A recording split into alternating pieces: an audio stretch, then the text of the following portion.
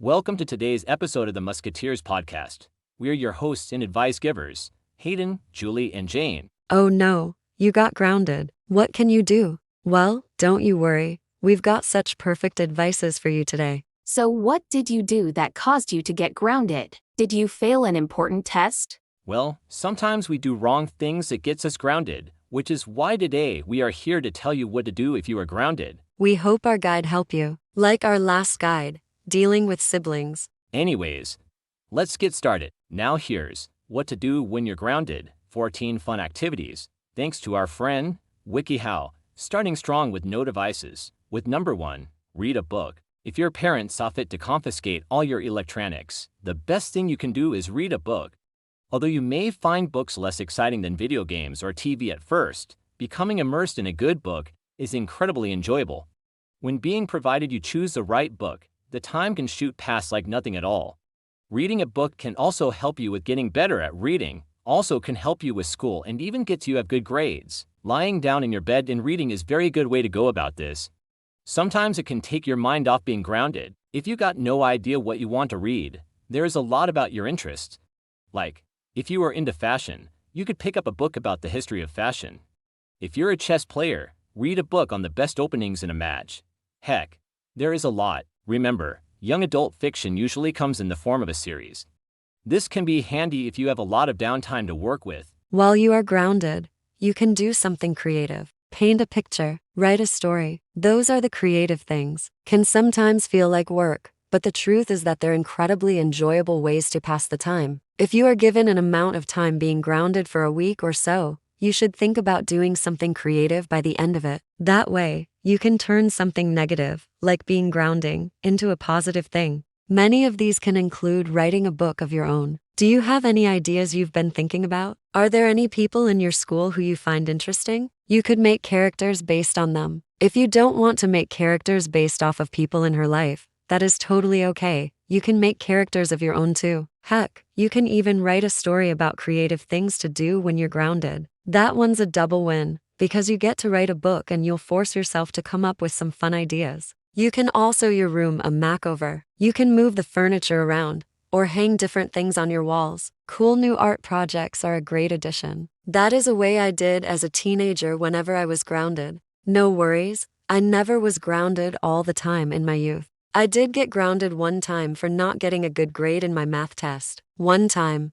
That is the only time. You can scrap books too. You could also make a big photo collage to hang on the wall. And you could make one for your friends too. When it's their birthday, that is a very good sign and time. This would be such an amazing gift for them. You can even give yourself a makeover. You can do your hair, do your makeup, do your nails. These are good. When you want to start a new year fresh or a new school year, glows up are always a fresh start. You can write a letter to your parents. I know. It is not a fun part at all, but you can write about what you've learned. But this totally increases your odds of getting off sooner. I did that when I failed the test, and my parents was glad when I told them I would do better next time. You also help your parents around. They'll be very happy when you help them. Maybe they'll, and if they don't, maybe that could be a problem. Finally, you can make routines. Routine are a way. Dance routine, that is good way. If you got a talent show, don't worry. We bet you'll win. If you don't,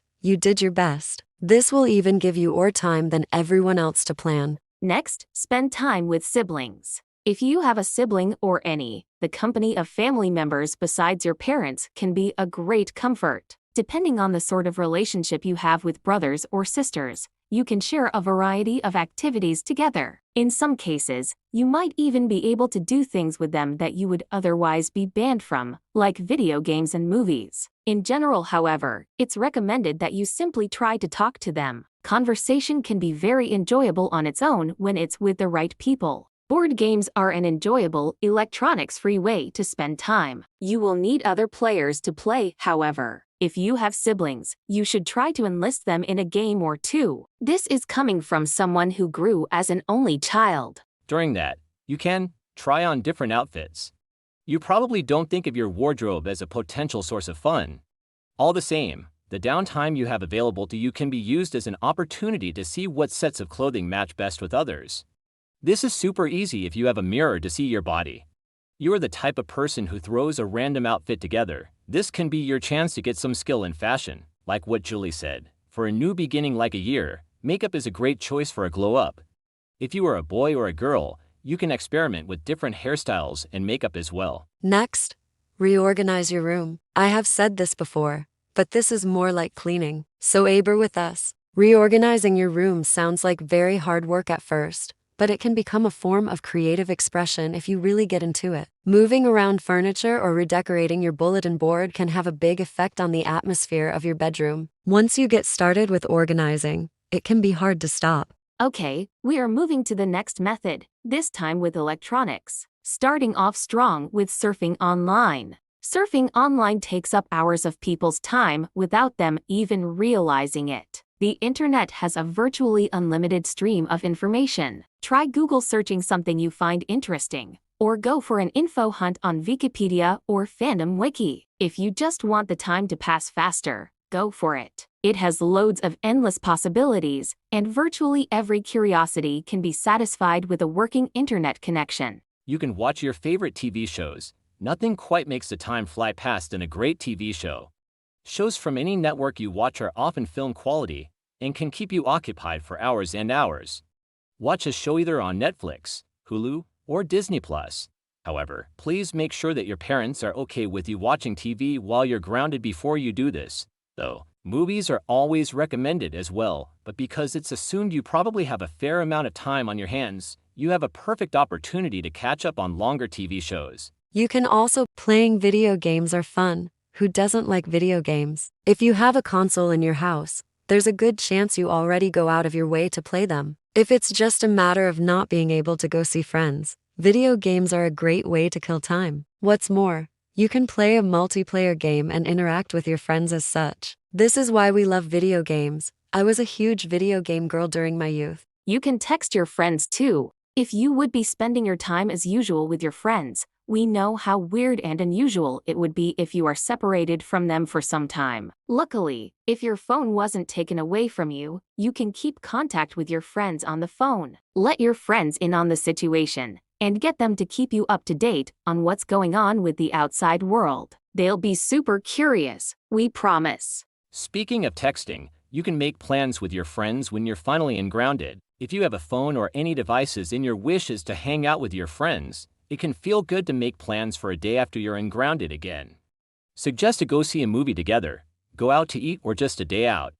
Although it won't change your current setting much, the fact that you'll have a social event to look forward to once the punishment is over might make you feel better. If you're grounded, tell your parents you feel sorry for what you had done. Like what I had said before, even if you're not entirely sorry for what you did, being sorry to your parents for what you did will work out big in your favor. If your parents think you are truly regretful for whatever you did, they'll be that much more likely to ease restrictions and unground you. I forgot to mention that the method we are in now is with parents. Anyways, you can see things from their perspective. When you are grounded by your parents, they're usually not doing it just as a way to get at you. Rather, they're using a punishment to teach you a lesson. If you try understanding why they've grounded you, your attitude towards them may change. Try to put yourself in your parents' shoes. Whether you think you being grounded was karma or not, try to imagine how something looked from their perspective. Most parents do not go out of their way to be purposefully unfair. Trying to emphasize with your parents' side may help you better understand the situation. If you feel like you deserved some form of punishment, the grounding shouldn't feel as bad. On the other hand, if you empathize and still feel like things were misinterpreted, you can bring the issue up with them if you think they're open for discussion. You can negotiate a deal. Parents may accept other forms of restitution as a way to replace or shorten the grounding. While you'll most definitely need to be sorry first in order to begin a dialogue with them, you should come prepared with a few ideas on how you're going to make up for whatever it is you did. For example, you should suggest that a day of your grounding to be over in exchange for doing chores around the house, like helping out. These alternative punishments are usually a hit with parents because they'll get something real done for them. Now, some parents can be strict, like very strict, and won't be open to negotiating. This is something you'll have to deal with if you're in a strict family setting. Also, let's keep emotion. It's okay to be angry if you got grounded. For what reason? It is. But there is a problem, and it is, letting these feelings be loose, because that will make things worse. Even if you think you're being punished without cause, you should make a firm point of keeping your composure. A simple grounding can be made into something much worse if fighting keeps up. If you still feel angry, the best thing you can do is write in your journal about your feelings, scream in a pillow, or do some form of exercise. And yeah, that finishes the list to do. If you got grounded, we hope this list will help you. Thanks for joining us today. Subscribe to our show for new episodes, and we will talk to you guys in the next episode. Bye.